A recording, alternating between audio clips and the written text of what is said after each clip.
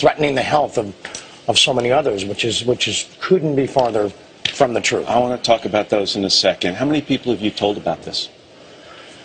I've told enough that I trusted to be in the position and the situation that I'm in today. People you thought you could trust at the time? Absolutely, absolutely, yeah. How long have you known about this? When were you diagnosed? Roughly 4 years ago.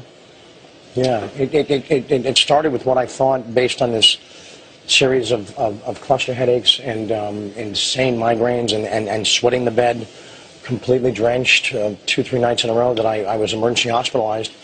I thought I had a brain tumor. I thought it was over. After a battery of tests and spinal taps, all that crap,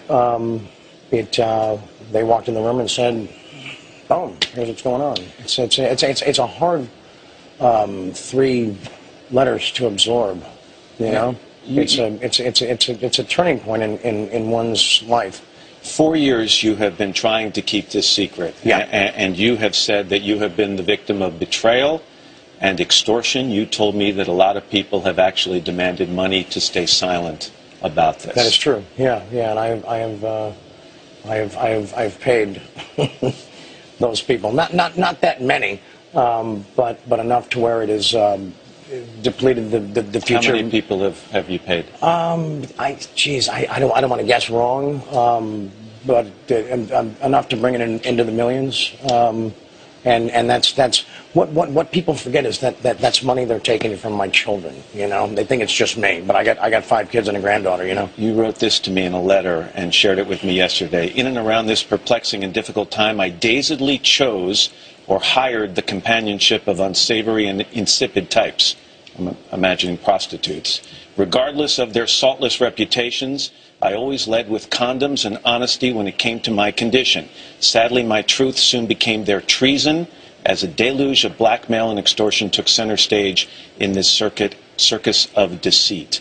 Were these people that you had sexual contact with and were claiming that you had transmitted the virus to them, or were these people who simply found out about your status and were threatening to tell the world? More the latter.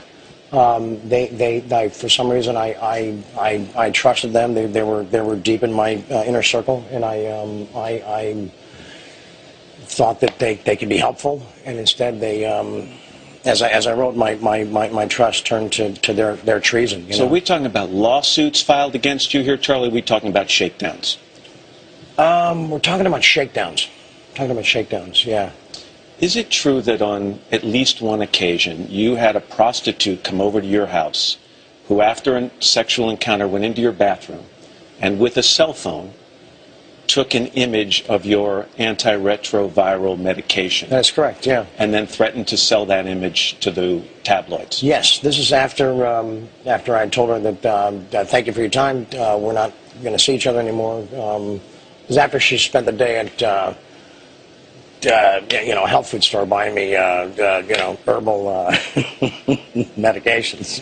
Are you still paying to help me? Are you still paying some of these people? Not after today. I'm not. So you think that by speaking this truth, you will get out from under that?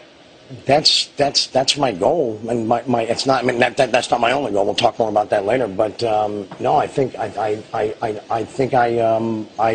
released myself from this prison today. And it's interesting because these people kept coming over to your house. They kept gaining information that they then used, in your words, to extort you, and yet you continue.